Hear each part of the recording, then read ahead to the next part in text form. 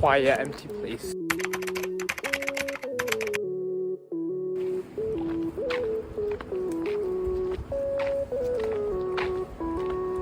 I have no idea why I did this song, but I'm just waiting for the beat drop for the music. Because if I don't add the song, then you won't hear the beat drop, and I love the beat drop so much. So yeah, peace out. Hope everyone's doing great. I'm currently on chapter 3 of Letting Go. So new chapter in the documentation. So what is it about? It is about, well, the title is the anatomy of emotions, and the goal of survival. Everyone has the goal to survive at the end of the day, blah blah blah.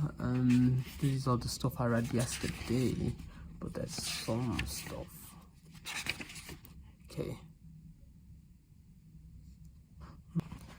so there's emotional states. There's a higher emotional states and lower emotional states.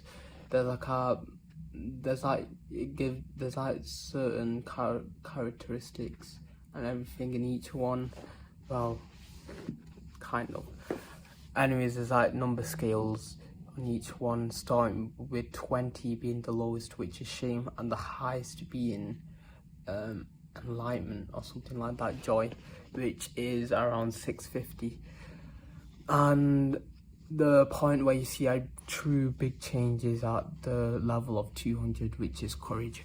And how do you get to courage? Well, there's loads of ways to get to courage. What's the fastest way? Is to share your emotions and be with your emotions, and you need to acknowledge your emotions. You need to be real with yourself, basically. An example I can give is like, let's say an office person lost his job. He could let go of the feelings bit by bit. Things like asking like,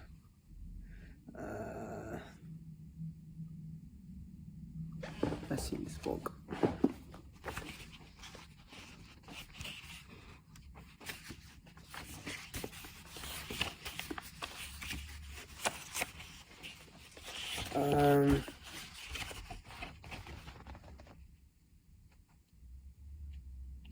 Could he let go of wanting to have lunch where he always had to have lunch?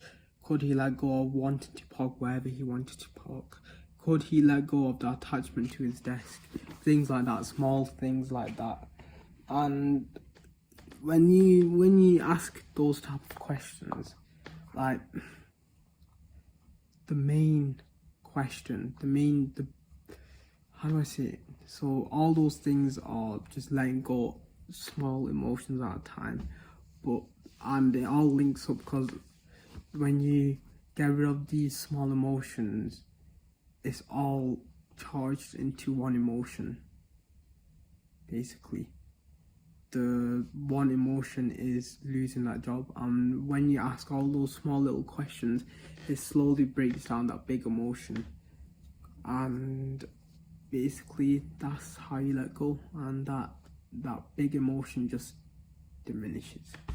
And what you find out is, at the end of the day, you didn't need that job, and you're okay without it. Well, you're not okay without it because you might go homeless, but you're truly okay with it because you could find another job. So that's one thing I've learned in this chapter. Another thing I've learned is a story. Let's see. So the story is about some person losing his passport in the final few days, and he couldn't find them. So he tried all the techniques. Then he tried the letting go technique. He asked himself, why can't he find the passport? Then something came up to his head. It was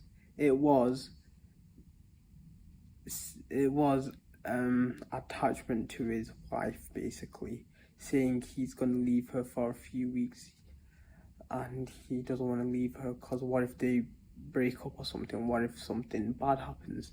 And he said to himself, if that did happen, then that relationship isn't worth it, basically. And what happened is he let go of the attachment of thingy, and suddenly he realized where his passport was. It was in plain sight, but ultimately he just unconsciously ignored it because of that one small thing. And you could use that in every aspect in your life. Like, you're unconsciously avoiding something, and you're unconsciously avoiding something, and you don't know that yet, but once you do, then you realize. And the higher up the skill you go to, I'm saying, like, after courage, there's like let's see, after courage it is neutrality,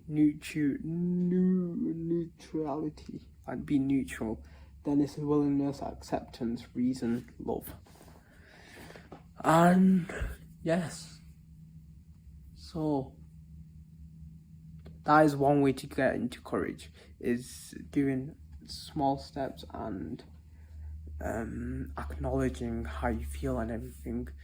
Be with your feeling. That's how you get into courage. You use that courage to tap into your inner self and everything.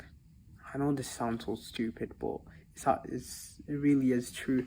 And once you do realize you're not your feelings and everything, then you have like what people call a spiritual awakening. I'm not a spiritual guy, like a full spiritual guy, and I just realized being religious is being spiritual, which I find crazy. So yeah, but I'm not those spiritual gurus or anything. But yeah, that is what I've learned in this chapter.